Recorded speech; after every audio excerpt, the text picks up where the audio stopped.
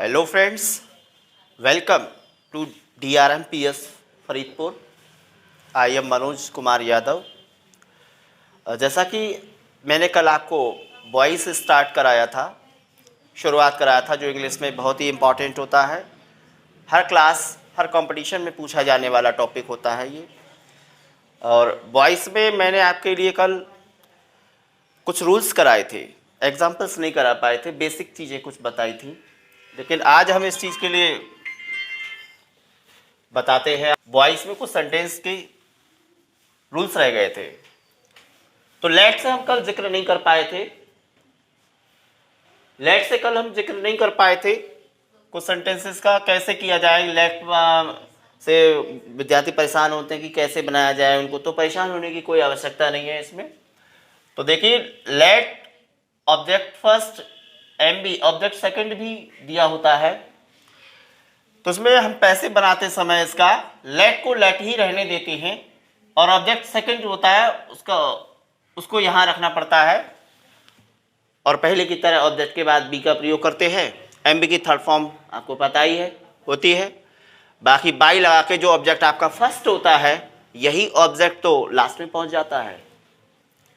तो देखिए, जैसे हमने एग्जाम्पल लिया है, let Ram teach English. Ram को इंग्लिश पढ़ाने दो। तो यहाँ पे फर्स्ट ऑब्जेक्ट मैंने राम को माना है, और सेकंड ऑब्जेक्ट आपका इंग्लिश को माना है। पैसिव वॉइस को बनाने के लिए हमने कहा, जैसा कि लेट को लेट ही रहने देते हैं, और इंग्लिश के लिए जो आपका सेकंड ऑब्जेक्ट है उसको हम यहाँ लाएंगे। भाई बी हमने बढ़ा दी यहाँ पे अकॉर्डिंग टू फार्मूला। एमबी की थर्ड फॉर्म टीच की स्टार्ट हो जाती है, और जो राम आपका फर्स्ट था वो बाई लगा के जो ऑब्जेक्ट हो वो हमने कर दिया आपका। इस तरह से let English be taught by Ram, let को लेट ही रहने देते हैं। तो इस तरह से हमने आपके लिए ये एग्जाम्पल लेट वाले कराई। अब चर्चा कर लेते हैं हु से वाक्य जो इंटरोगेटिव में चालू होता है। हम आज आपको कुछ महत्वपूर्ण एग्जाम्पल्स बता रहे हैं। बेसिक तो बताएंगे ही, लेकिन एग्जाम्पल्स जो है वो इंपॉर्टेंट ज़्यादा करा रहे हैं। तो हु से जो वाक्य चालू होते हैं, तो इसमें कैसे बनाते हैं सबको पता होता है, पुराना फार्मूला हमारे नज़रों में कुछ लोगों की। तो हु बाई हुम कर देते हैं। हु को अगर किसी से पूछा जाए तो हु को बाई हुम में रख देते हैं, और हेल्पिंग वर्ब यदि दी है तो सही है, नहीं तो लगा देते हैं। ऑब्जेक्ट का जो सब्जेक्ट करना पड़ता है, बाकी एमबी की थर्ड फॉर्म। तो ये तो बहुत ही ईजी है। और एक तरीका और होता है, इसी ऑब्जेक्ट का हम सब्जेक्ट, बिल्कुल नया अनोखा तरीका, यूनिक वे।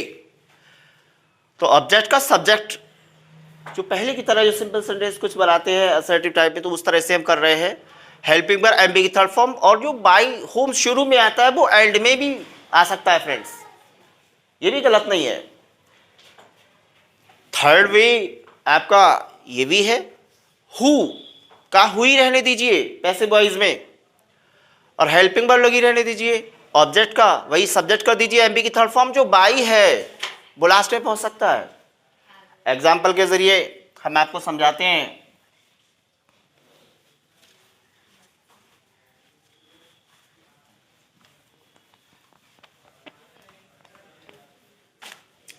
जैसे कि हम एग्जाम्पल लेते हैं यहाँ पे,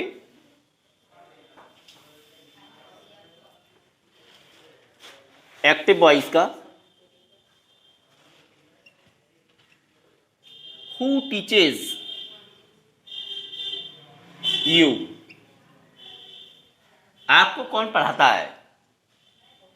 तो हु यहां पे लगा हुआ है, ये सब्जेक्ट का काम कर रहा है अभी, और यू जो है वो अभी ऑब्जेक्ट का काम कर रहा है फ्रेंड्स। अब ये हु को बाई हु में पैसे बनाएंगे, जो हम बनाते चले आए हैं एकेडमिक से लेकर कंपटीशन में भी आ जाते हैं। कंपटीशन में कभी कभी ये भी आ जाते हैं पूछते समय। तो हु को बाई हु में, हु को हम बाई हु में बदलते हैं पैसे करते समय। अब फ्रेंड्स, इसमें हेल्पिंग वर्ब तो दी नहीं है, जबकि हेल्पिंग वर्ब कुछ प्रकार के टेंस में दी होती है। खासकर हमने कल भी बताया था, एमबी की फर्स्ट फॉर्म दी हो या फिर एमबी की फर्स्ट फॉर्म में एस दी हो, खासकर प्रेजेंट इंडेफिनिट और पास्ट इंडेफिनिट टेंस में कहीं कहीं पर हेल्पिंग वर्ब पहले से नहीं दी होती है, तो हमने कल लिखाया था इज़-एम-आर जो है वो लग जाती है आपकी, इज़-एम-आर जो है वो लग जाती है। तो देखते हैं इसमें क्या लगाएंगे। देखिए बाय हुम हु को किया, यू, आर के अकॉर्डिंग यू टॉट, ये आपका पैसिव वॉइस बन गया। हु को बाय हुम में बदल दिया, और एमबी की फर्स्ट फॉर्म थी यू के अकॉर्डिंग, यू प्लूरल है इसलिए आर का प्रयोग कर दिया, और वही ऑब्जेक्ट का सब्जेक्ट कर दिया हमने और थर्ड फॉर्म लगा दी। और करके और तरीका इसका है यू आर, इस फॉर्मूले के according you are taught English by whom, ये भी तरीका आपका ठीक है। और करके एक और तरीका है हमारा हु, आप ऐसे ही बना सकते हैं। तो कंपटीशन में कोई भी तरीका आ सकता है आपका, लेकिन है तीनों तरीके ठीक। कभी कभी ये कंफ्यूजन रहती है कि कैसे कौन सा सही है कौन सा नहीं है, तो ये भी आपके यूनिक तरीके हैं। तो हु और इसके अकॉर्डिंग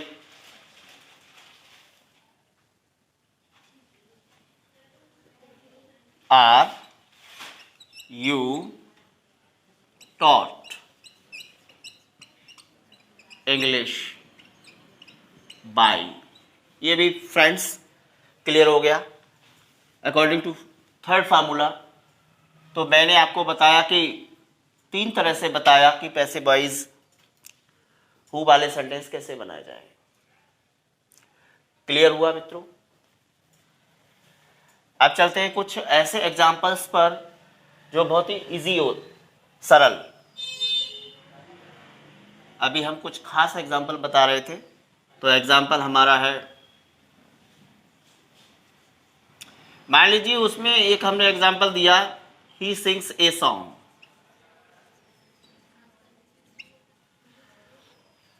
वह गाना गाता है, वह गाना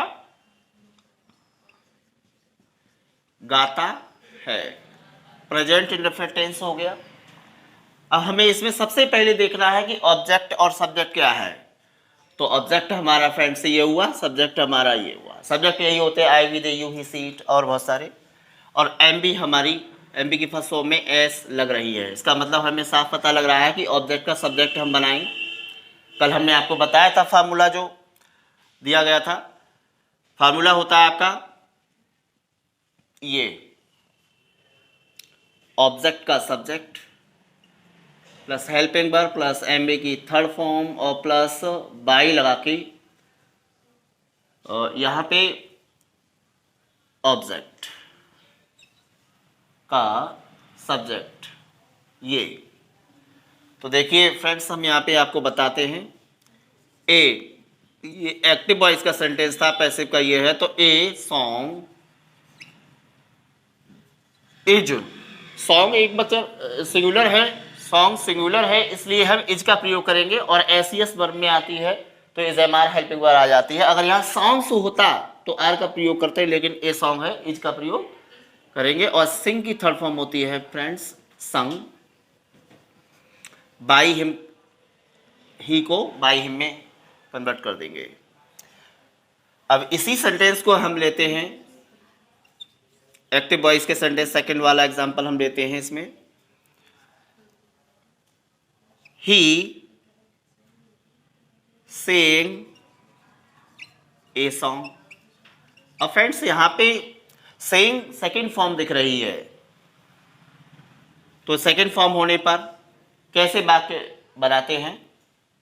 तो ए सॉन्ग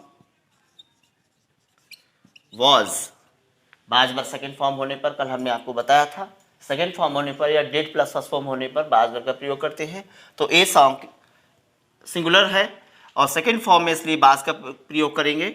सॉन्ग्स होता तो वर्ब का प्रयोग करते हैं, संग हमारी थर्ड फॉर्म हो गई, और बाई हिम। इस तरह से हमारा ये भी एग्जाम्पल हो गया। उम्मीद है, आई होप कि you have understood it well then yesterday. Okay, I always try to teach you something new thing in English. So like, share and subscribe my channel if you have understood it well. Okay, thank you.